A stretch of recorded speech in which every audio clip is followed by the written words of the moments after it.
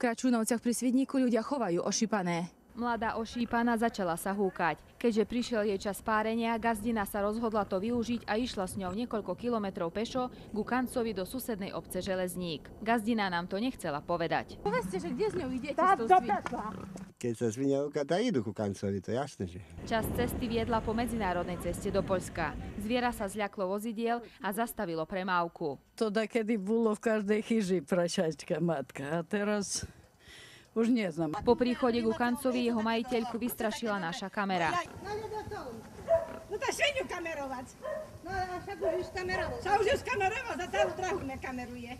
Ja do chodkenia gazdujem. Gazdujem, mám i krávu, bo inakšie bym nemala ani na papuče, keď poplatím poplatky. Pani Anna Brejová zo Železníka roky chovala prasatá. Povedala nám, že keď chcú oplodniť prasnicu, musia s ňou prísť ku kancovi aj niekoľkokrát. Skočí na ňu a idú nazad. No a viac ešte môže ísť na druhý deň, že by choľom 2 raz bolo. Keď dobre skočí, starčí raz. V Kračúnovciach sme navštívili pani Elenu Hančaríkovú, ktorá v máji minulého roku kúpila 2 prasatá z Poľska. Dobre, že berú prašatka. Hej, kedykoľvek Veľké noci už by še mohli zabiť jedno chlem. Pre televíziu Joj Ruslana Kurilcová.